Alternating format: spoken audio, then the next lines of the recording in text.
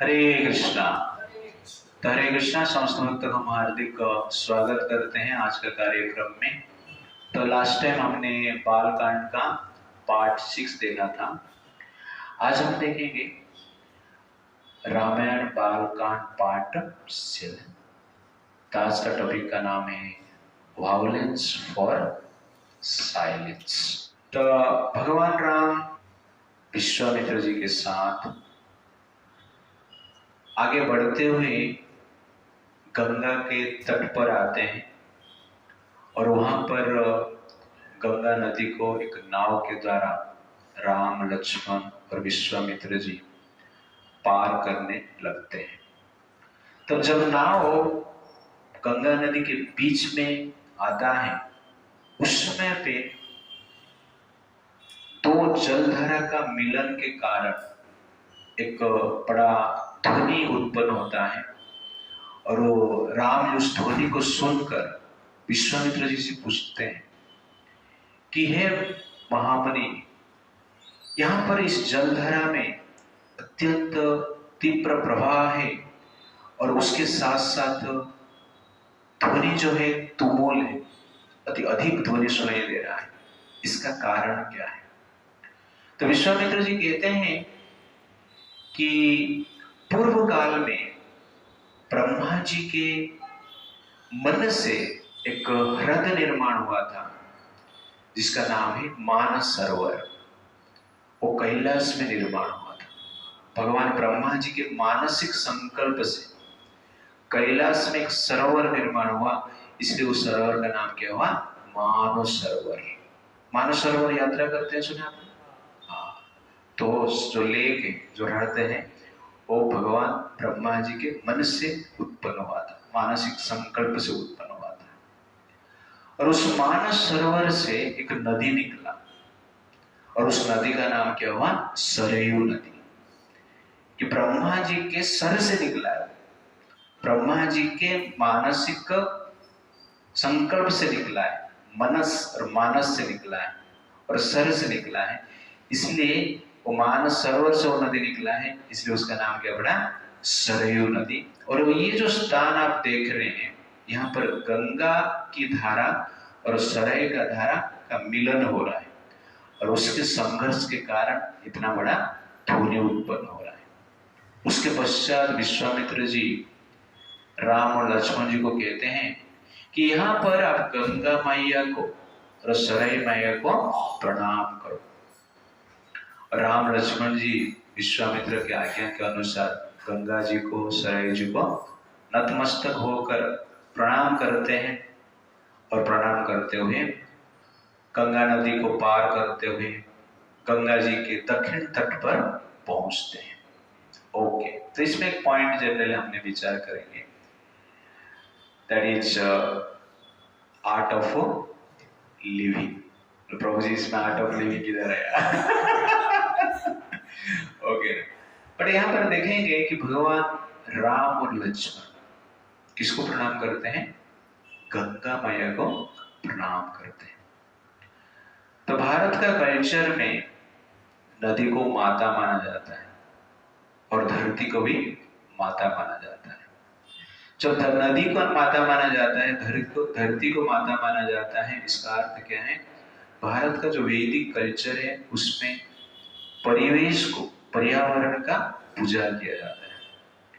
तो पर्यावरण का पूजा का अर्थ क्या है?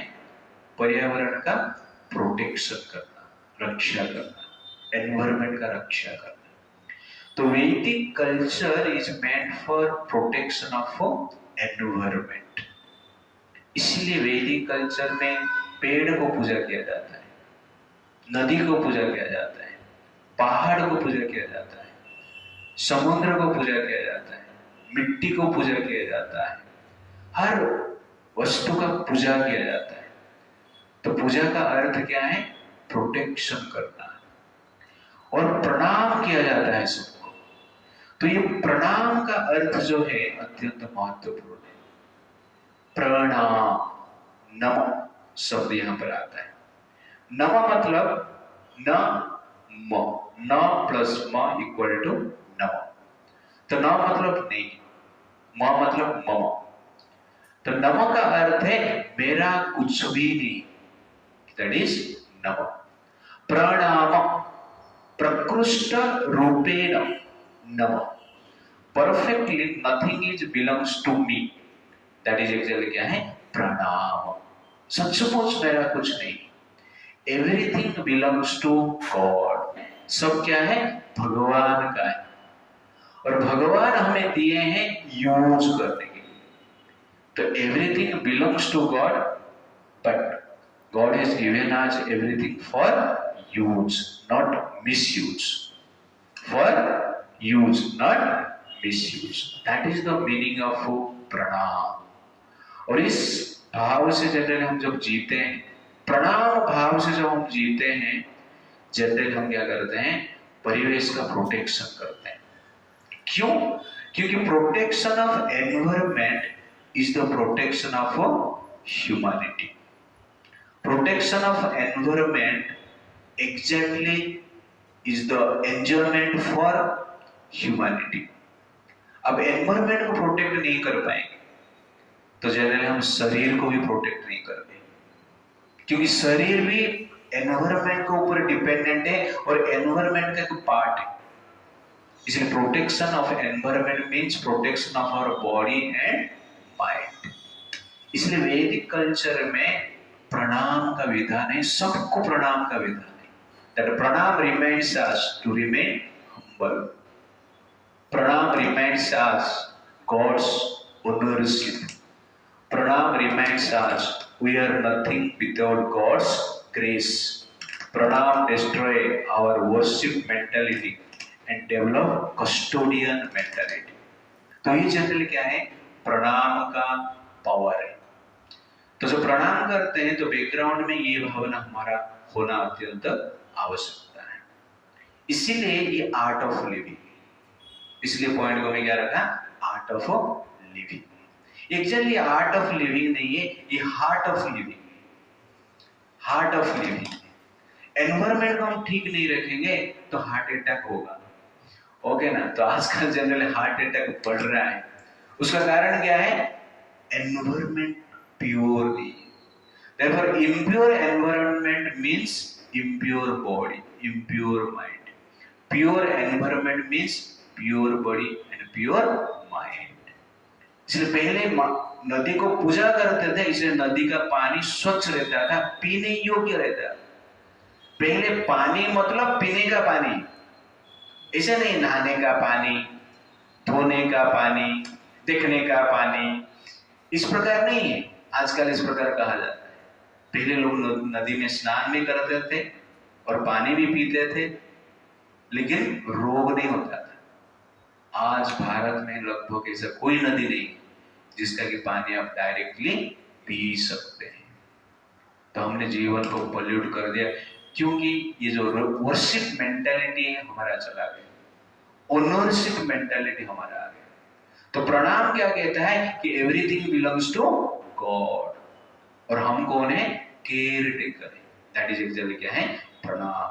इसलिए हमारा वैदिक शास्त्र कहता है, सुंदर वर्ष वैदिक शास्त्र में बताया जाता है कि what is art of living. मेरे पीछे आप लोगों ने, ईशावास्यम इदं सर्वं यत्किंच जगत्यां जगत् तेन तिक्तेन भुञ्जिता मा क्रोध कस्यचित् धनम्। ईशावास्यम इदं सर्वं, ये संसार जो है इस भगवान के नियंत्रण में, कंट्रोल में। यत्किंच जगत्यां जगत्, इस संसार में जो भी कुछ है, जगत में जो भी कुछ है, जो कि एनिमेट, इनएनिमेट, चर अचर जो है, सब कुछ भगवान का है और भगवान के द्वारा नियंत्रित है। तेन त्यक्तेन भुञ्जिता, भगवान ने हर व्यक्ति के लिए कुछ कुछ कोटा दिया है, इसलिए भोग करने के लिए, ग्रहण करने के लिए। मा क्रोध कस्यचित् धनम्, इसीलिए हर व्यक्ति अपना कोटा को ग्रहण करना चाहिए और अन्य का कोटा को स्पर्श नहीं करना चाहिए। This is art of living, art of peaceful living. तो इस प्रकार हम जिएंगे इस भाव से कि एवरीथिंग बिलोंग्स टू कृष्णा, तब क्या है, एक्सप्लॉइटेशन नहीं होगा, कंपटीशन नहीं होगा, अभाव नहीं होगा। ये भाव का अभाव है। कौन सा भाव है? प्रणाम का भाव का अभाव है संसार में। इसीलिए लोग क्या करते हैं, एक दूसरे को एक्सप्लॉइट करते हैं, शोषण करते हैं, चीटिंग करते हैं और अधिक से अधिक प्राप्त करने की इच्छा करते हैं, और जिसके कारण क्या होता है, हम एनवायरमेंट को भी पॉल्यूट कर देते हैं। हम एनवायरमेंट को मारना चाहते हैं और मार के हम क्या करना चाहते हैं, जीना चाहते हैं। लेकिन एनवायरमेंट को हम मारेंगे तो एनवायरमेंट क्या करेगा, हमें भी मारेगा। और जिसके कारण आजकल कलयुग में टेक्नोलॉजी तो है हमारे पास, लेकिन हमारे पास स्वस्थ शरीर नहीं, स्वस्थ मन नहीं, स्वस्थ रिलेशनशिप नहीं है। इसका मेन कारण क्या है? क्योंकि हमने एनवायरमेंट को पॉल्यूट कर दिया है। इसलिए live like a caretaker, not like a owner. Protection of environment means protection of our enjoyment. Protection of purity of environment means protection of humanity. Therefore, environment is very very important. एक बार क्या हुआ, एक राजा थे, भोपाल का राजा। पहले भोपाल का नाम था भोजपाल। क्या नाम था? भोजपाल। तो भोजपाल से पहले भोजपाल के पिताजी उस राज्य को शासन करते थे, और भोज उस समय पे छोटा बालक थे। लेकिन जब भोजराज छोटा बालक थे, उस समय उनका पिताजी का देहांत हो गया। इसलिए उनका चाचा, जिसका नाम है मुंज, क्या नाम है? मुंज, वो राजा बने। और इस इच्छा से राजा बने, जब भोज बड़ा हो जाएगा तब मैं उसको राज्य दे दूंगा। इस विचार से वो राजा बने। अच्छे आदमी थे, ठीक ठाक राज कर रहे थे। बालक छोटा था, इसलिए अनेक वर्ष तक राज किए। जब वो बालक तरुणावस्था में आया, राजा बनने की योग्य हुआ, उस समय पे मुंज राज्य देने के लिए प्रस्तुत थे, किंतु उनके साथ जो उनका मंत्री थे, सब लोगों ने वो मुंज को प्रभावित किया कि आप राज्य मत छोड़िए, भोज को क्यों राज्य देंगे, आप ही शासन कीजिए और भोज को आप मार दीजिए। तो भोज मरने के पश्चात राज्य आपका ही होगा, इसलिए भोज को मारने की प्लान कीजिए आप। जैसे कि प्रजा को भी नहीं पता चलेगा, प्रजा को लगेगा कि एक्सीडेंटली डेथ हो गई, इस प्रकार एक प्लान कीजिए। ये जो मंत्रणा मंत्रियों से मिलता है तो मुंज का दिमाग खराब हो जाता है। वो भी विचार करते हैं, अच्छा आइडिया, इसको हम क्या करते हैं, कार्यान्वित करते हैं। इस प्रकार विचार करके सेनापति को बुलाते हैं और कहते हैं, इस भोज को जंगल में लेके जाओ शिकार करने के लिए, और जंगल में उसका सर काट दो, और सर काटने के पश्चात तलवार में सर काटा रहेगा, उस तलवार को मुझे दिखाना। तो इस प्रकार वो सेनापति को कहते हैं। तो भोज और सेनापति मिलकर जंगल में शिकार करने के लिए निकल पड़ते हैं। तो जंगल में जाते हैं तो रास्ते में भोज देख रहे हैं, ये सेनापति थोड़ा चिंतित दिख रहा है, उसका शरीर से पसीना निकल रहा है, मुंह में भय है, और इस प्रकार वो कांप रहा है। तो भोज उस सेनापति को पूछते हैं, क्या प्रॉब्लम है तुम्हारा, इतना डरा हुआ कैसे लग रहे हो, आज तक तो ऐसा डरा हुआ नहीं लग रहा है, तुम तो हमारा सर्वश्रेष्ठ सेनापति, भय तुमको स्पर्श नहीं कर सकता है, फिर भी ऐसा डरे हो क्यों लग रहे हो आप? तो सेनापति कहता है कि मैं यहां पर शिकार करने के लिए नहीं आया, मैं आपको मारने के लिए आया। मुंज ने मुझे कहा कि आपको मार दो, लेकिन मैं आपको नहीं मार सकता। आपके पिताजी जब शरीर त्याग कर रहे थे उस समय भी ये तलवार दी थी, और देते हुए मुझे कहते कि ये तलवार से आपका रक्षा कर, लेकिन ये तलवार से मुझे आपका वध करना पड़ रहा है आज, इसलिए मैं ये वध नहीं कर सकता हूं, इसलिए मैं भयभीत हूं। तो उस समय पे भोज हंसते हैं, बोले दुनिया में जो भी पैदा हुआ है उसका तो मृत्यु निश्चित है, इसलिए तुम भय मत करो, मुझे मार दो और मुंज को राज्य दे दो। राज्य का लोभ के कारण मुंज ने ये कार्य किया, इसलिए आप भय मत कीजिए। तो उस समय पे सेनापति कहते हैं आप चिंता मत कीजिए, आप जिंदा भी रहेंगे और मुंज को लगेगा कि आप मर गए, आप संन्यास ले लीजिए। यहाँ पे कुछ दूर मेरी बहन का घर है, वहां पर आप जाइए, कुछ दिन रुकिए और उसके पश्चात संन्यास लेके हिमालय में जाइए और मैं एक पशु को यहाँ पर मार देता हूँ और इस तलवार को लेकर मुंज को दिखाता हूँ, वो भी मान जाएगा। भोज बोले ठीक ठीक बात बोल रहे हैं, अच्छा आइडिया, लेकिन एक चिट्ठी में लिख के देता हूँ, वो चिट्ठी लेके मेरे जो चाचा हैं उनको देना। वो चिट्ठी में ब्लड में चिट्ठी लिखते हैं, पशुओं का जो रक्त का ब्लड है उस ब्लड में चिट्ठी लिखते हैं और वो चिट्ठी लेके सेनापति निकल जाता है, मुंज के पास पहुंचता है और मुंज पूछता है उस सेनापति को, आपने मार दिया भोज को? वो कहते हैं हाँ भोज को मैंने मार दिया, लेकिन भोज मरने से पहले एक चिट्ठी लिख के दिया है, वो आपके लिए दिया है, आप इसको थोड़ा पढ़िए। तो मुंज उस समय पे क्या करता है, वो चिट्ठी निकालता है और पढ़ता है। वो चिट्ठी में भोज लिखते हैं कि संसार में अनेक राजा हुए, मांधाता महाराज ने संसार को जीता लेकिन संसार को छोड़ के चला गया। सगर महाराज ने संसार को जीते, संसार छोड़ के चला गया। इक्ष्वाकु महाराज ने संसार को जीते, संसार छोड़ के चला गया। युधिष्ठिर महाराज ने संसार को जीते, संसार छोड़ के चला गया। मुझे लग रहा है तुम ही एक राजा होगा जो कि मरने के साथ ये संसार को लेके जाएगा।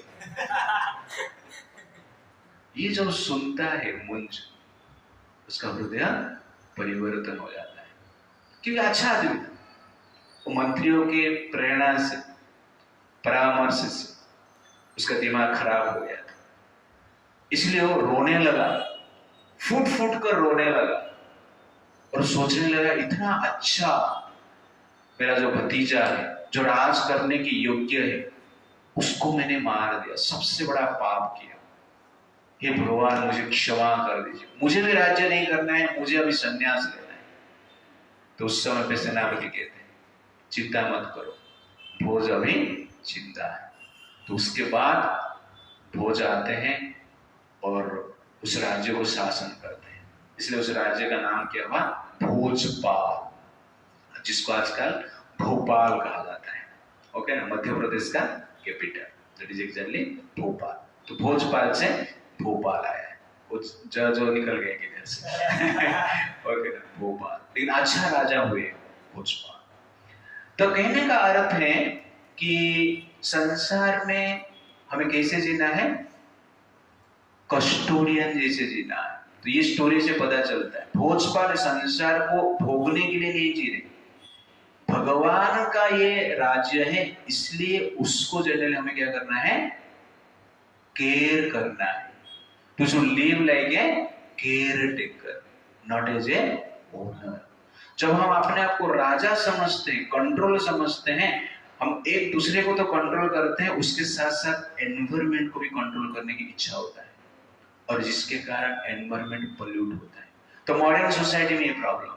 वैदिक सोसाइटी क्या करता है कि व्यक्ति को केयर टेकर जैसे जीने के लिए प्रेरित करता है, लेकिन मॉडर्न सोसाइटी क्या करता है, एक व्यक्ति को ओनरशिप जैसे जीने की प्रयास प्रेरित करता है, और जिसके कारण मॉडर्न कल्चर के कारण आज सोसाइटी, आज एनवायरमेंट क्या है, पोल्यूटेड है। इसलिए हमें वैदिक सोसाइटी सिखाता है कि किस प्रकार की एनवायरमेंट को हमें रक्षा करना है। इसलिए भगवान का ये शक्ति है, भगवान ने हमें दिया है, इस प्रकार विचार करके हमें जीना है। इसलिए 11वें चैप्टर में अर्जुन भगवान को प्रार्थना करते हुए कहते हैं, विश्वरूप को प्रार्थना करते हुए कहते हैं, क्या कहते हैं, त्वमादिदेवः पुरुषः पुराणः त्वमस्य विश्वस्य परमनिधानम् वेदस्य वेद्यं च परं च धाम त्वया ततं विश्वम् अनन्तरूपम्। तो सुंदर भाव से कहते हैं त्वमादिदेव पुरुष पुराण। हे भगवान, तुम आदिदेव, समस्त देवताओं का आदि, पुरुष पुराण, आप सर्वप्रथम पुरुष हैं संसार में।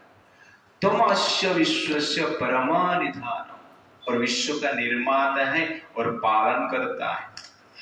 वेद, आप सब कुछ जानते हो। वेद्यम, जीवन का लक्ष्य है आपको जानना। च परम च धाम, और उसके साथ साथ क्या है, आप समस्त जीव का आश्रय है। त्वया तत्त्वं विश्वम अनंत रूपम, आप ही ये संसार है, आपने निर्माण किया है और अनंत रूप से संसार का आप क्या कर रहे हो, मेंटेन कर रहे हो। तो इस प्रकार हम भगवान का प्रॉपर्टी सोचकर संसार में क्या करना है, जीना है। इस संसार में कोई भी चीज का ओनरशिप हम नहीं ले सकते।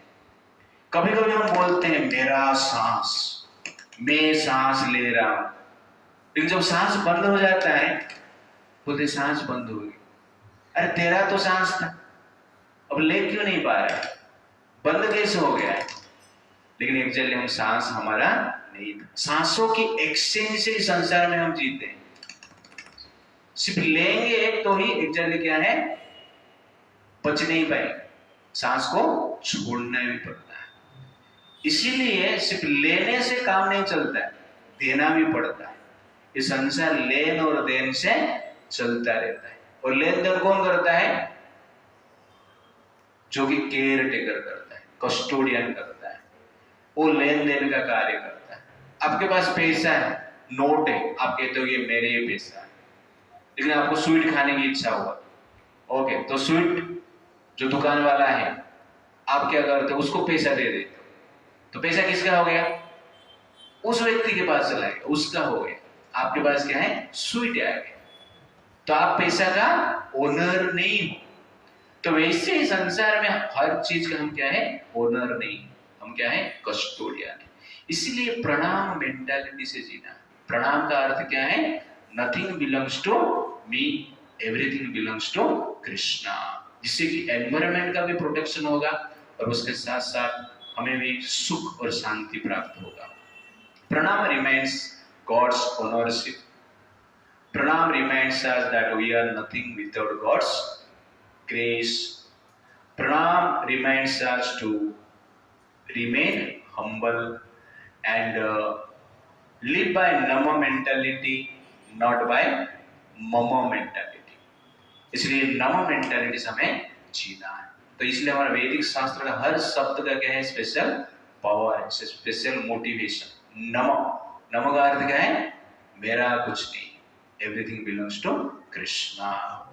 तो इस प्रकार भगवान राम लक्ष्मण उस नदी, गंगा नदी को प्रणाम करते हैं। राम लक्ष्मण जी गंगा नदी को प्रणाम करते हुए गंगा नदी के दक्षिण तट पर उतर जाते हैं और उतरने के पश्चात आगे बढ़ने लगते हैं। जब आगे बढ़ते हैं तो भगवान राम एक वन को देखते हैं। उस वन अत्यंत भयानक दिखता है और अचानक देख रहे हैं उस वन में कोई भी मनुष्य का आने जाने का कुछ फुटप्रिंट नहीं, चिन्ह नहीं, चरण चिन्ह नहीं, और हिंस्र जंतु के आवाज सुनाई दे रहा है, बड़े बड़े भयानक पक्षी का आवाज सुनाई दे रहा है। उस वन को देखकर राम जी विश्वामित्र जी को पूछते हैं, ये कौन सा वन है, इस प्रकार भयानक क्यों दिख रहा है?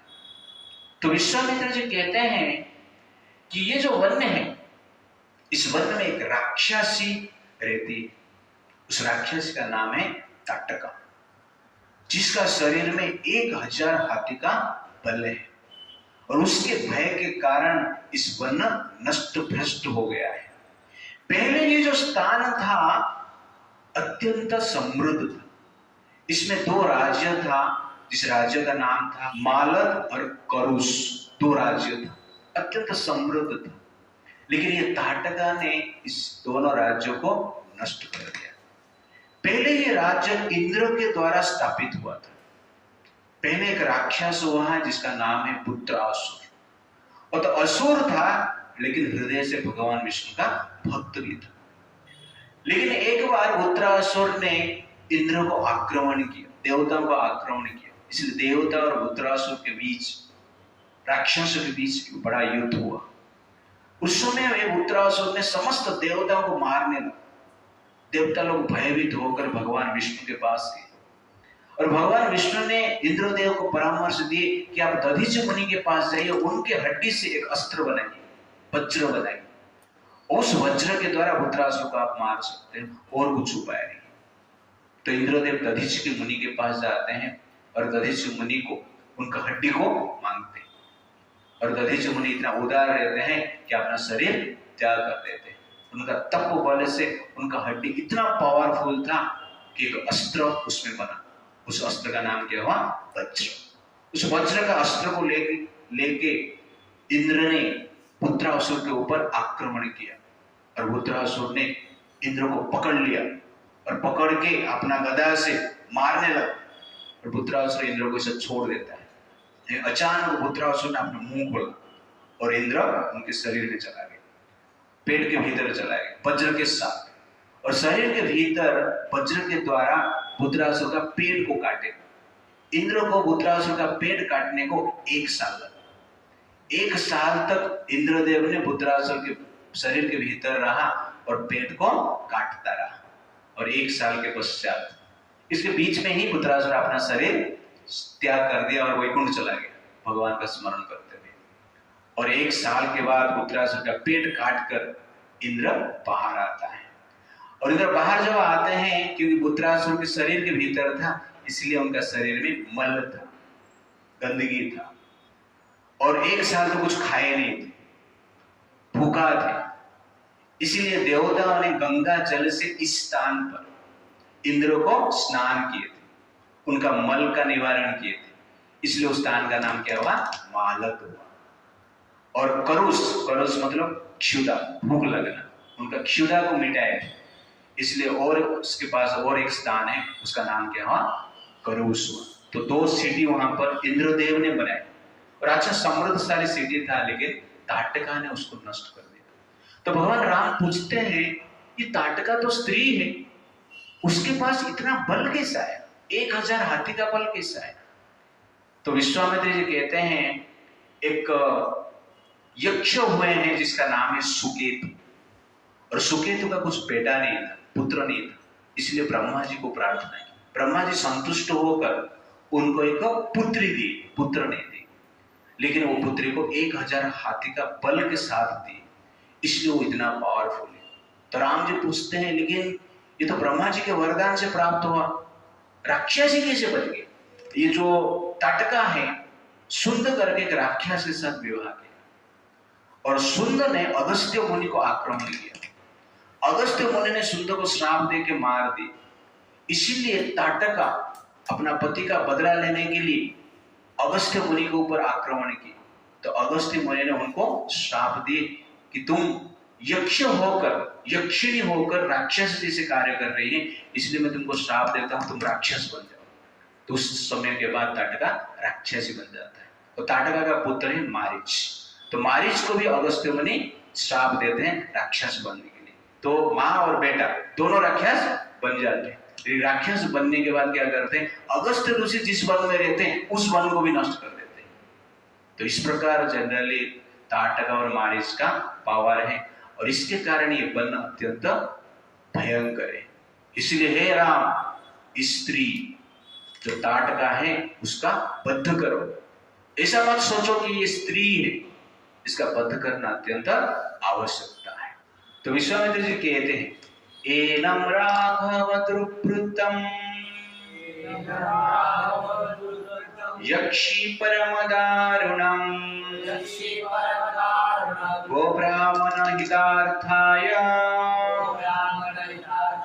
चाहि दृष्ट पराक्रमम् न हि ते स्त्रीबद्धा कृते घृणाकार्य नरोत्तमा चतुर्वर्ण हि हितार्थम हि कर्तव्यम राजसूनुना। तो भगवान राम जनरली इस जो राक्षस ताटका है उनको मारने की इच्छा नहीं करते, लेकिन विश्वामित्र जी कहते हैं एनम राघव दुर्पुत्रम यक्ष परम दारुण। हे राघव, हे राम, ये जो यक्ष है, यक्षिणी है, ताटका परम दारुण, अति भयानक है, पापी है और अनेक प्रकार के अत्याचार करती है। गो ब्राह्मण हितार्थ है, इसलिए गाय और ब्राह्मण का हित के लिए इस पापी पराक्रमी राक्षसी को मारो। ना ही ते स्त्रीबद्धा कृते, स्त्री करके उसको छूट मत दो, उसको छोड़ो मत। घृणा कार्य नर उत्तम, आप उत्तम नर है, आपको ऐसा लग रहा है स्त्री का वध करना एक घृणा है, तो घृणा छोड़ दीजिए आप। चतुर्वर्ण्यम ही हितार्थम है, संसार में जो 4 वर्ण है, धर्म है, उसको रक्षा करने के लिए आप कार्य करो, ये आपका कर्तव्य है। इस प्रकार भगवान राम को विश्वामित्र जी कहते हैं। तो यहां पर आप देख रहे हैं, कभी कभी जनरली हम सोचते हैं कि नारी का वध करना पाप है। शास्त्र भी हमारा कहता है जहां पर नारी का पूजा होता है वहां पर देवता निवास करते हैं। यत्र नार्यस्तु पूज्यते तत्र रमन्ते देवता। और जहां पर नारी का पूजा नहीं होता है वहां पर कोई भी पुण्य फल का लाभ नहीं होता, इस प्रकार कहा जाता है। नारी का पूजा का तो बात हमारा वैदिक शास्त्र करता है, लेकिन नारी का वध का बात भी करता है। भगवान पहला राक्षसी को मारेंगे आगे जाके राम जी, वो कौन है? ताटका। और भगवान कृष्ण भी पहले एक राक्षसी को ही मारे, वो कौन है? पूतना। तो दोनों भगवान राम और कृष्ण किसको वध किए? पहले स्त्री का ही वध किए। तो स्त्री को वध कर सकते हैं, लेकिन अपने इच्छा के अनुसार नहीं है। कुछ ऐसा कार्य होगा, कुछ ऐसा बड़ा गलती करेंगे, आतंकवादी होंगे, तो आप क्या कर सकते हैं? वध कर सकते हैं। आगे जाके बताएंगे, सब कुछ आएगा। इसीलिए हमें जनरली क्या है, सोचना चाहिए। जनरली आजकल क्या है, स्त्री प्रोटेक्शन के बारे में बात तो अधिक होता है, करना चाहिए, लेकिन ऐसा स्त्री को भी दंड देना चाहिए जो कि दंडनीय है, पापी, आतंकवादी। Therefore, it is said, react or act according to one's character, not according to one's external bodily feature. तो चरित्र को देख के हमें जनरली एक्शन करना चाहिए। केवल शरीर को देखेंगे, स्त्री का शरीर है उसको छोड़ देंगे, ताटका हुआ रहेगा तो प्रॉब्लम हो जाएगा। Man and women is all about birth, animal and human is all about species, but personality is all about character. तो पर्सनैलिटी कैरेक्टर के ऊपर डिपेंड करता है। इसलिए शास्त्र तो कहता है नारी का पूजा करना है, लेकिन जब नारी राक्षसी बन जाती है, आतंकवादी बन जाती है, तब क्या करना चाहिए? मारना चाहिए।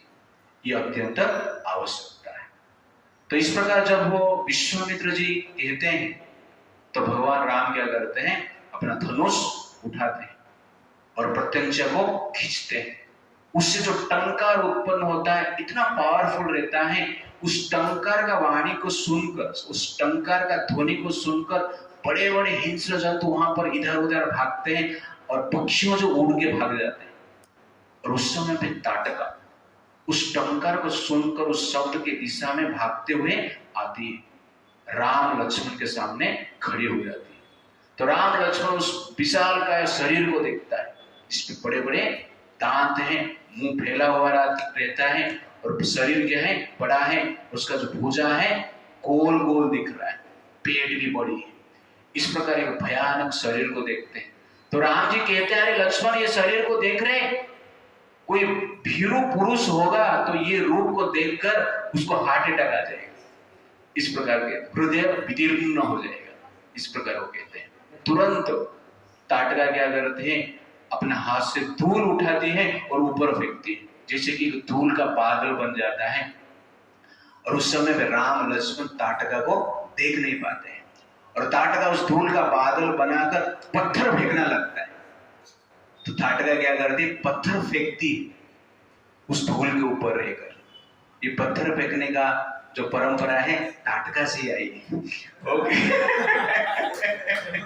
जो आतंकवादी होते हैं रामनवमी में क्या करते हैं, पत्थर फेंकते हैं। ये पत्थर फेंकने का कार्यक्रम ताटका शुरू किए हैं। उसके बाद भगवान क्या करते हैं, वो पत्थर को अपना बाण से हटाते हैं और ताटका को मारने की प्रयास करते हैं, लेकिन मन में सोचते हैं ये ताटका स्त्री, इसलिए हे लक्ष्मण ये ताटका को मारते नहीं है, हम उसका हाथ पैर नाक और कान काट देते हैं। इस प्रकार सोचकर भगवान क्या करते हैं, ताटका के ऊपर एक तीर चलाते हैं जिसके द्वारा ताटका का हाथ कट जाता है। और लक्ष्मण जी तीर चलाता है जिसे नाक और कान कट जाता है। फिर भी ताटका मरते नहीं, ताटका अदृश्य हो जाते हैं और अदृश्य होकर माया के बल से पत्थर का बारिश करते हैं। तुरंत ही भगवान पत्थर को काटते हैं और उस समय पे विश्वामित्र जी कहते हैं, हे राम आप इस समय सोचो मत कि ये स्त्री है करके, उसको मार दो। सूर्य डूब रहा है और रात्रि का समय आ रहा है, और रात्रि के समय में निशाचरी जो रहते हैं अत्यंत पावरफुल बन जाते हैं, उनको बंध करना संभव नहीं है, इसलिए आप उसको मारो। तो विश्वामित्र जी कहते हैं, मेरे पीछे आप लोग बोले, नृशंसम अनृशंसम वा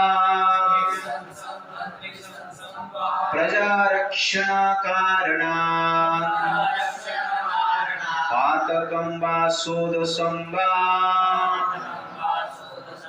कर्तव्यं रक्षता सदा। विश्वामित्र जी राम को कहते हैं कि नृशंसम अनृशंसम वा, संसार में कोई कार्य क्रूर दिखता है, कोई कार्य अक्रूर दिखता है। पातकम व सदोषम, कोई कार्य पाप दिखता है, कोई कार्य दोषपूर्ण दिखता है, कोई कार्य दोषहीन दिखता है। आपको ना क्रूरता कार्य को देखना है, ना अक्रूरता कार्य को देखना है, ना पाप कार्य को देखना है, ना दोष कार्य को देखना है, ना निर्दोष कार्य को देखना है। आपको क्या देखना है, प्रजा रक्षण कारणात्, प्रजा का रक्षा को आपको देखना है। कर्तव्य रक्षस सदा, आप इस प्रजा रक्षा को अपना कर्तव्य जानकर इस यक्षिणी आतंकवादी को मार डालो। इसलिए यहां पर आप देखेंगे कि विश्वामित्र जी स्पेशली क्या करते हैं, राम जी को एनकरेज करते हैं। राम जी क्या है, भगवान है, करुणा हृदय, इस स्त्री को मारना नहीं, इस प्रकार भावना रखते हैं, लेकिन बार बार विश्वामित्र जी को मारने के लिए कहते हैं। उसके पश्चात राम जी विश्वामित्र जी को कहते हैं कि मैं जब आपके साथ आ रहा था उस समय पिताजी ने मुझे कहे थे कि बेटा इनके साथ जा रहा है और इनका आज्ञा को ठीक ठीक पालन करना, मन में संकोच मत रखना, इसलिए मैं आपका आज्ञा के पालन के अनुसार इस राक्षसी का वध करूंगा। तो भगवान राम कहते हैं, गो ब्राह्मण हितार्थाय, गो ब्राह्मण हितार्थाय देशस्य च हिताय च तव चैव प्रमेयस्य वचनं कर्तुमुद्यतः। तो भगवान यहां पर कहते गो ब्राह्मण हिताय च, गो ब्राह्मण हितार्थाय, गाय और ब्राह्मण का हित के लिए, देशस्य च हिताय च, देश का हित के लिए, समाज का हित के लिए, प्रजाजनों का हित के लिए, तव च एव अप्रमेयस्य, आप जैसे महान व्यक्ति का आदेश का पालन करने के लिए, वचनम कर्तुम उद्यतम, इसलिए मैं कार्य करूंगा। तो भगवान राम यहां पर क्या कहते हैं कि मैं राक्षसी ताटका को क्यों मारूंगा, 3 कारण बताते हैं। गाय का हित के लिए, ब्राह्मण का हित के लिए, देश और समाज जनता के हित के लिए। यहां पर भगवान राम द्वेष के कारण मारना नहीं चाहते और दया के कारण रक्षा भी करना नहीं चाहते। द्वेष और दया से प्रेरित होकर मारना नहीं चाहते। उनका कारण क्या है, देश की रक्षा, गाय की रक्षा और ब्राह्मण की रक्षा।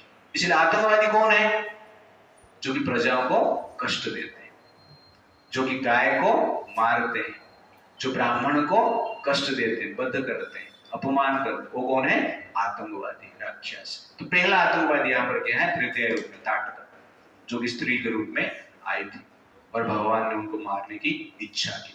तो जब विश्वामित्र जी इस प्रकार कहते हैं कि सायं हो रहा है, संध्या हो रहा है, मार डालो, तुरंत ही भगवान राम क्या करते हैं? एक बाण छोड़ते हैं ताटका के ऊपर। उस बाण ताटका के ऊपर, ताटका के छाती को जाके लगता है और छाती चीर हो जाता है, छाती फट जाता है और ताटका धरती पर गिर जाते हैं और मर जाते हैं। तुरंत देवता आकाश से फूल का वर्षा करते हैं। उसके पश्चात विश्वामित्र जी राम लक्ष्मण का सर को सूंघते स्नेह प्रदान करते हैं और उस ताटका वन में उस रात निवास करते हैं और वहां से आगे बढ़ते हैं।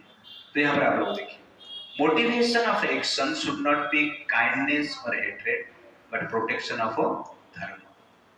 Duty must be executed without consideration of personal feeling but with the feeling of the protection of peace of the society. तो जनरली हमारा डिसीजन क्या होता है? पर्सनल फीलिंग, हम क्या अनुभव करते हैं उसके अनुसार कार्य करते हैं। पर ये स्पेशली एपिसोड बताता है कि समाज का कल्याण करने के लिए, धर्म का रक्षा करने के लिए, कि जो ब्राह्मण है वो धर्म का रक्षा करने के लिए कार्यरत रहते हैं। ब्राह्मण ही धर्म है, क्योंकि ब्राह्मण के दिमाग से, ब्राह्मण के हृदय से धर्म निकलता है जिसको लोग पालन करते हैं। इसलिए ब्रिटिशर्स और मुगल्स ने पहले किसको मारे? ब्राह्मण को मारे। ब्राह्मण ही मर जाएंगे तो धर्म ही नहीं बचेगा, धर्म को प्रचार करने वाले ही बचेंगे नहीं, धर्म क्या है बताने वाला ही कोई नहीं रहेगा, तो फॉलो कौन करेगा? You understand? इसलिए पहले वो ब्राह्मण को मारते हैं। इसलिए ब्राह्मण जो रहते हैं ज्ञान को प्रसार करते हैं, ज्ञान का बीज को संसार में स्थापित करते हैं और ज्ञान से जनरली फल उत्पन्न होता है। अनेक ज्ञानवान धर्मवान व्यक्ति पैदा होते हैं। इसीलिए वो बीज को ही मार देते हैं, बीज को डिस्ट्रीब्यूट करने वाले हैं, जिसके पास वो बीज है उसको ही मार देते हैं, राक्षस को। इसलिए जो मुगल है वो राक्षस है, जो ब्रिटिशर्स है वो भी राक्षस है। और अभी जो घूम रहे हैं मुगल लोग का वंशज, जो मुगल को वंशज मानते हैं, वो लोग क्या है? राक्षस ही है। और राक्षस का जो विचार है वो प्रसार कर रहे हैं। इसीलिए जनरली हमें क्या करना चाहिए कि हेट्रेड और दया की भावना से परे उठकर समाज की कल्याण की भावना से कार्य करना चाहिए। That is the point here. और उसके साथ साथ एक पॉइंट है कि आप देखेंगे कि संसार में आपको केवल साइलेंस ही रहेंगे तो संसार नहीं चलता है। इस संसार में वायलेंस करना आवश्यकता है। क्यों? क्योंकि संसार में जो भी व्यक्ति है वो जनरली भगवान का विरोध करके आए, क्रिमिनल्स यहाँ पर। ओके, तो क्रिमिनल वर्ल्ड में अब शांत रहेंगे तो क्रिमिनल्स क्या करेंगे? आपको ही मार देंगे। मतलब जेल में पुलिस ऑफिसर्स, तो जेलर है, वो लोग क्या करेंगे? क्रिमिनल्स को शासन नहीं करेंगे, डराएंगे नहीं, धमकाएंगे नहीं, गोली दिखाएंगे नहीं। तो क्रिमिनल्स क्या करेंगे? वो जेलर को ही मार देंगे, पुलिस ऑफिसर को भी मार देंगे और भाग जाएंगे। तो ठीक उसी प्रकार इस संसार में अस्त्र की आवश्यकता है। किसके लिए? साइलेंस के लिए। इसलिए दो चीज है, एक है शास्त्र और एक है अस्त्र। तो शास्त्र और अस्त्र, और शास्त्र और शस्त्र इस प्रकार कहते हैं। तो what is the difference between अस्त्र एंड शस्त्र? कौन बताएगा? अस्त्र का अर्थ है जिस वेपन्स को मंत्र के द्वारा प्रकट किया जाता है और उसके बाद उसको छोड़ा जाता है, उसको कहते हैं अस्त्र। और शस्त्र मतलब जो कि स्थूल है, ग्रॉस वेपन से, जिसको हाथ में पकड़ा जा सकता है और छोड़ा जा सकता है, दैट इज क्या है? शस्त्र। तो पहले ज्यादातर अस्त्र से कार्य होता था। महाभारत में जितने बड़े बड़े महाभारत में जो युद्ध हुआ है और पहले जमाने के जो युद्ध होता था उसमें मंत्र के द्वारा जनरली उस अस्त्र को प्रकट किया जाता था और उसके बाद उसको छोड़ा जाता था, दैट इज अस्त्र। और शास्त्र। तो शास्त्र क्या है? जो कि हमारा ज्ञान है। तो ये दोनों की आवश्यकता है, शास्त्र की आवश्यकता है और अस्त्र की भी आवश्यकता है, शस्त्र की आवश्यकता है। तो शास्त्र क्या करता है? मन को शासन करता है। और अस्त्र क्या करता है? जो व्यक्ति शास्त्र के द्वारा शासित नहीं हो पाता है, उसके लिए अस्त्र और शस्त्र की आवश्यकता है। इसमें दोनों आवश्यकता है। Wise man is ruled by शास्त्र and foolish men are ruled by अस्त्र and शस्त्र। जो व्यक्ति का मन शास्त्र से संतुलन नहीं होता है, कंट्रोल नहीं होता है, उसको क्या चाहिए? अस्त्र और शस्त्र चाहिए, भय चाहिए। इसलिए रामचरितमानस में इस प्रकार कहा गया है, मेरे बीच आप लोग बोले, विनय न मानत जलधि चढ़ गए 3 दिन बीती, बोले राम सकोप तब भय बिनु होई न प्रीति।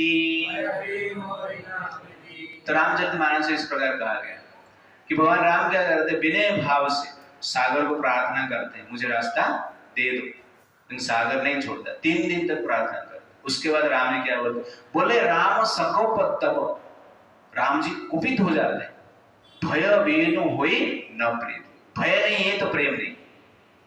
इसलिए अस्त्र की आवश्यकता है, शस्त्र की आवश्यकता है व्यक्ति का मन को शासन करने के लिए। क्यों? ज्यादातर लोग इस संसार में भय से शासित होते हैं, ठीक है नहीं? लोग यहां पर कहते हैं ना 15 मिनट के लिए पुलिस को हटा दो, तो क्या करेंगे? सबको काट देंगे। क्यों काट नहीं पा रहे? क्योंकि पुलिस भय, इसलिए भय की आवश्यकता है। इसलिए जो व्यक्ति जितना पावरफुल है वो व्यक्ति को इस संसार उतना मानता है। और संसार में भक्ति भी चाहिए, उसके साथ साथ क्या चाहिए? शक्ति भी चाहिए। केवल भक्ति ही करते रहेंगे तो क्या होगा? मुगल अटैक करेंगे, ब्रिटिशर्स अटैक करेंगे, कन्वर्जन होता रहेगा, हजार लोग को मार दिया जाता है। तो मुगल्स और ब्रिटिशर्स के टाइम पे लाखों लाख हिंदुओं को मार दिया गया। क्यों? क्योंकि हिंदू लोग केवल भक्ति ही करना चाहते हैं, शक्ति के ऊपर उतना ध्यान नहीं देते। यह एक प्रकार की प्रॉब्लम है और जिसके कारण सनातन संस्कृति का पतन आज हो रहा है। इस रामायण का ये एपिसोड में पता चलता है कि भक्ति तो हमें चाहिए, लेकिन उसके साथ साथ क्या चाहिए? शक्ति भी चाहिए। तो ऐसा साधु संत भी चाहिए जो कि पॉलिटिशियन को प्रेरित करेंगे आतंकवादियों को मारने के लिए, ताटका को मारने के लिए, और ताटका जैसे कार्य कर रहे हैं उनको मारने के लिए। और ऐसे साधु संत भी हुए जो कि ताटका के विरुद्ध नहीं जा रहे थे, और ऐसे साधु संत हुए जो कि क्षत्रियों को समझाने की प्रयास किए, पॉलिटिशियन को प्रयास किए समझाने की, आप मारो ये आतंकवादियों। तो भगवान परशुराम ने स्वयं ही अस्त्र शस्त्र उठाए क्षत्रियों को मारने के लिए। तो विश्वामित्र जी ने राम जी को प्रेरित किए और परशुराम जी ने स्वयं ही अस्त्र शस्त्र उठाए, क्योंकि कोई क्षत्रिय सुन नहीं रहा था। तो कभी कभी क्या है, केवल भक्ति करेंगे तो नहीं चलेगा। परशुराम के पिताजी जमदग्नि परशुराम जी को बोलते थे, ब्राह्मण का कार्य सिर्फ भक्ति करना है, पूजा पाठ करना है, अस्त्र शस्त्र उठाना नहीं। अस्त्र शस्त्र का शिक्षा दे सकते कि उठा नहीं सकते, इस प्रकार परशुराम जी को समझाते थे। लेकिन एक दिन क्या है, कार्तवीर अर्जुन ने जमदग्नि ऋषि को ही मार दिया। तो इसीलिए कभी कभी क्या है, साधु संत को भी अस्त्र शस्त्र उठाना पड़ता है, दैट इज परशुराम। कभी कभी राजा लोग धर्म का रक्षा नहीं करेंगे, इस प्रकार का स्थिति आएगा, पब्लिक को ही रक्षा करना पड़ता है। इसलिए आजकल का सेम सिचुएशन है। इसलिए कहा जाता है कि हिंदू जागो, हिंदू जाग रहे हैं, इस प्रकार बोल रहे हैं, पता नहीं हिंदू जाग रहे हैं या नहीं जाग रहे हैं बट पब्लिक को कभी कभी काम करना पड़ता है, ये कार्य राजा लोग करेंगे नहीं। और इसलिए रामायण इस प्रकार प्रेरित करता है और महाभारत इस प्रकार प्रेरित करता है, किस प्रकार परशुराम जी ने समस्त क्षत्रिय वंश का निपात किए थे। 21 बार घूम घूम के पूरा संसार में, प्रभुपाद जी ने 14 बार पूरा संसार को घूमे और परशुराम जी ने 21 बार घूमे, 21 राउंड मारे पूरा धरती का। किसके लिए?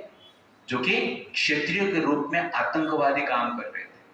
तो इसीलिए शस्त्र की आवश्यकता है, इसके साथ साथ हमें शास्त्र की भी आवश्यकता है। तो दोनों की आवश्यकता है, अदरवाइज काम नहीं चलेगा। भय की आवश्यकता है। कभी कभी लोग जनरली कहते हैं कि साधु संत को द्वेष नहीं करना चाहिए अन्य धर्म के प्रति। अरे धर्म ही नहीं हो, और द्वेष की बात छोड़ दीजिए, बिना द्वेष से भी मारना काटना होता है, समझ में? अब द्वेष नहीं करेंगे लेकिन मारना पड़ेगा, काटना पड़ेगा। बिना द्वेष से मारना काटना हो सकता है?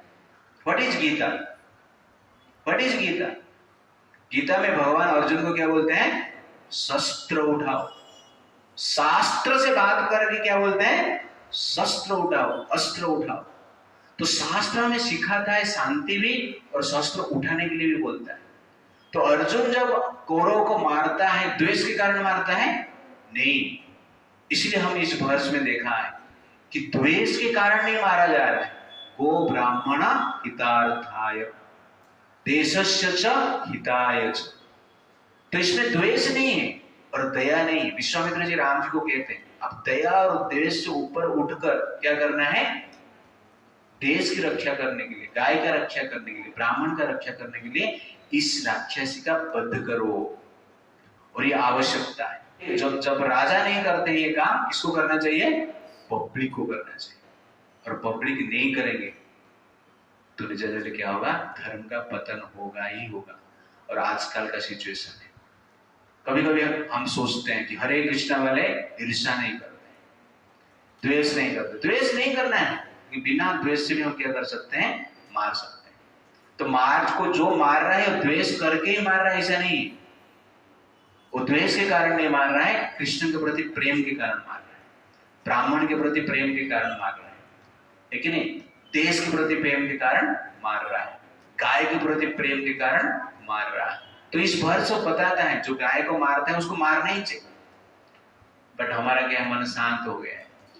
लेकिन ये क्लैरिटी के साथ हमें जीना चाहिए। अब चैतन्य चरितामृत में भी देखेंगे, जो चैतन्य महाप्रभु जब प्रचार कर रहे थे हरे कृष्णा मूवमेंट का, तो उस समय पे हरे कृष्णा कीर्तन चल रहा है एक ग्रुप का, और कुछ मुस्लिम क्या करते हैं? उनका मुर्दंग को तोड़ देते, बोलते तुम लोग कीर्तन नहीं कर सकता है, इस प्रकार बोलते हैं। तो मुर्दंग को तोड़ देते। तो ये चीज समस्त लोग जो भक्त थे चैतन्य महाप्रभु को बताते। तो चैतन्य महाप्रभु क्या बोलते? कल से हम लोग क्या करेंगे? काजी के चांद काजी के घर पे जाएंगे और वहां पे जाकर प्रोटेस्ट करेंगे। सिविक मूवमेंट वो निकाले, पहला एक मूवमेंट है, लेकिन विरोध निकाले। हजार लोग चैतन्य महाप्रभु के पीछे, और सब लोग मुर्दंग करताल लेके हरे कृष्ण महामंत्र के साथ क्या करते हैं? चांद काजी के घर पे जा रहे हैं, जिसका कि आदमी लोगों ने, सैनिक लोगों ने मुर्दंग तोड़ दिया था। और चांद काजी देख रहा है कि अरे चैतन्य महाप्रभु आ रहे हैं और हजार लोग आ रहे हैं। कोई बोलता है चांद काजी को मार दो, उसको घर जला दो, इस प्रकार कोई आवाज करता है। बीच बीच में हरे कृष्ण भी बोल देते हैं। ओके तो इस प्रकार करके चल रहे हैं। चांद काजी हजार लोग और महाप्रभु को देख के डर जाता है और घर से बाहर नहीं आता है, दरवाजा बंद करके रहता है। चैतन्य महाप्रभु वहां पर जाते हैं और चांद काजी को बुलाते हैं, अरे मैं तो आपका रिलेटिव हूँ, इसलिए आप आ जाइए, आपके घर पे कोई अतिथि आया है, आप सत्कार नहीं कर रहे। तो चांद काजी बाहर आता है, आके प्रणाम करता है और प्रणाम करके क्षमा प्रार्थना करता है और भगवान को संतुष्ट हो जाता है। सब लोग भी सोचते हैं अरे इतना जल्दी डर के बदल गया है चांद काजी।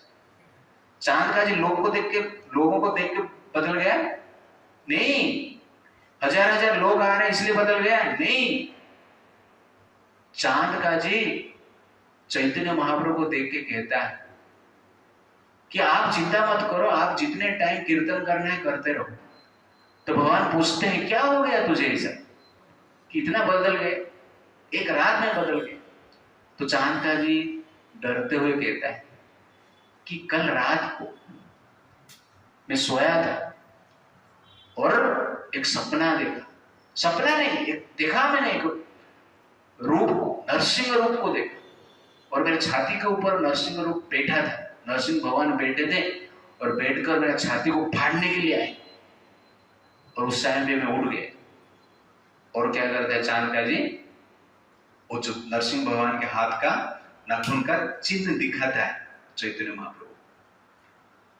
तो आप सोचते रहे वो चांद का जी डर गया, किसके कारण? मृदंग को देख के, करताल को देख के नहीं, रात में उसको नरसिंह भगवान का दर्शन हुआ और नरसिंह भगवान ने उसको वार्निंग दिए, सुधर जा, नहीं तो क्या है अगले नाइट को जिंदा नहीं बचेगा।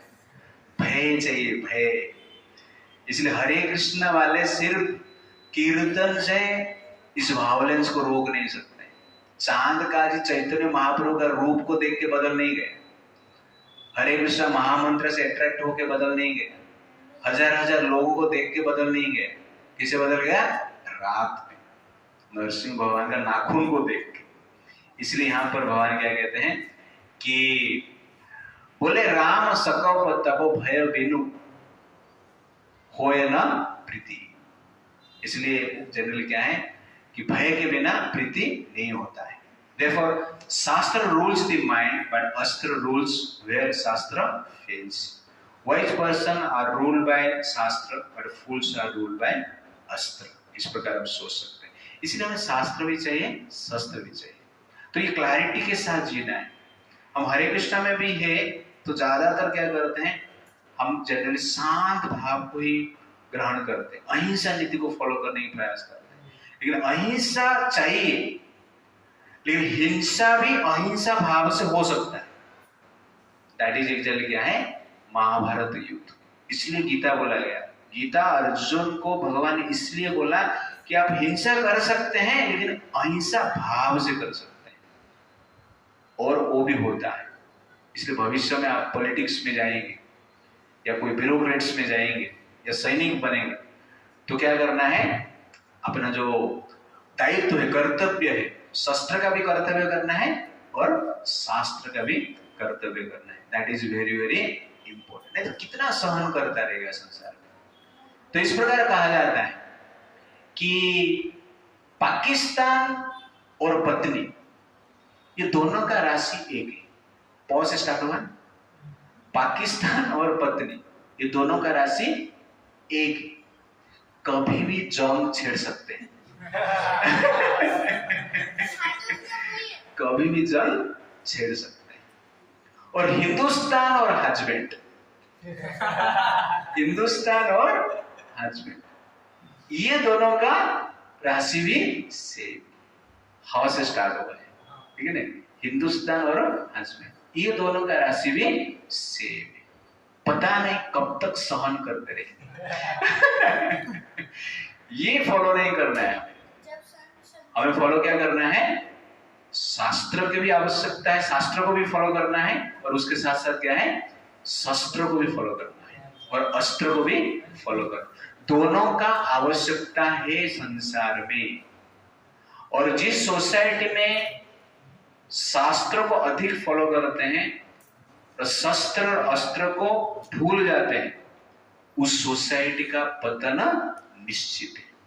इसलिए भगवान इस संसार में चक्र के साथ आते हैं और गदा के साथ आते हैं। राम जी धनुष बाण के साथ आए, ओके ना? तो ये आवश्यकता है। और भगवान इस संसार में अधिकतर क्षत्रिय के रूप में ही आते। एक बार गलती से ब्राह्मण के परिवार में आ गए परशुराम, लेकिन अस्त्र उठाना ही पड़ा, शस्त्र उठाना ही पड़ा। तो ज्यादातर क्षत्रिय के वंश में आते हैं। क्यों? क्योंकि संसार में गुंडागर्दी करने वाले लोग ज्यादा रहते हैं। ये संसार का जनरल क्या है, रीति है। 57 देश में कौन रहता है, ओके ना? बोलते हैं कि हमारा 57 कंट्री है। तो 57 कंट्री मतलब क्या हुआ? कौन रहता है वहां पर? गुंडागर्दी करने वाले रहते हैं। तो इसलिए आवश्यक, ये क्लैरिटी मैं आपको दे रहा हूं। मैं गुंडागर्दी करने के लिए आपको नहीं बोल रहा हूं, बट जहां पर आवश्यकता है वहां पर करना है, क्लैरिटी के साथ आना चाहिए। क्योंकि आप लोग इस्कॉन में हैं और इस्कॉन में ज्यादातर आप सुनोगे कि द्वेष नहीं करना है, अहिंसा फॉलो करना है। लेकिन मैं आपको यहां पर बताया बिना द्वेष से भी क्या हो सकता है, हिंसा हो सकता है। वायलेंस हम कर सकते हैं, लेकिन द्वेष नहीं रहता। अहिंसा से हिंसा हो सकता है। That is exactly law of God है, भगवान के प्रेम के। तब हनुमान जी को आतंकवादी कहेंगे? राम जी तो उनको सीता जी को ढूंढने के लिए भेजे थे, लेकिन उन्होंने क्या किया? आग लगा के आग। तो आतंकवादी है? नहीं, द्वेष से कार्य नहीं किए। और राक्षस को मरना ही था, मारना ही आवश्यकता है। तो कहने का अर्थ कभी किसको हार्म करते हैं इसका अर्थ नहीं कि द्वेष के कारण ही होता है, बिना द्वेष के कारण भी हो सकता है। डॉक्टर किसको काटता है और कोई टेररिस्ट किसको काटता है? दोनों काटना सेम है, दोनों पेन देते हैं, लेकिन एक द्वेष के कारण काटता है और एक प्रेम के कारण काटता है, दया के कारण काटता है। लेकिन एक ऑपरेशन करता है, रोग को दूर करता है और जीवन देता है, वो डॉक्टर है। लेकिन एक आतंकवादी क्या करता है? जीवन ले लेता है। इसलिए काटने से जीवन मिलता भी है और काटने से जीवन जाता भी है। लेकिन अर्जुन जैसे काटेंगे, हनुमान जैसे काटेंगे तो जीवन मिलता है। इसलिए काटने की आवश्यकता है। ओके ना? This is very very important. तो ये क्लैरिटी के साथ हमें जीना है। सिर्फ गांधीवादी रहेंगे तो चलेगा। अहिंसा परमो धर्म, एक वीडियो में दिखाता हूं एंड में आपको, आज यूट्यूब में जाके। ओके, तो उससे आपको पता चलेगा कि गांधी जी ने क्या किया है। बाद में दिखाता हूं एंड में। ओके, कीर्तन के बाद, तब तक मैं रेडी करता हूं। तो ये जो ताटकाबद्ध है बताता है कि शस्त्र का भी यूज चाहिए हमें और अस्त्र का भी यूज चाहिए। तो उसके पश्चात विश्वामित्र जी राम जी से संतुष्ट होते हैं और राम जी को कहते हैं कि आपका भक्ति से मैं प्रसन्न हूं और आपका गुण से मैं प्रसन्न हूं और आपका कार्य से भी मैं प्रसन्न हूं। इसलिए मैं आपको मेरे पास जितने भी अस्त्र है सब प्रदान करूंगा।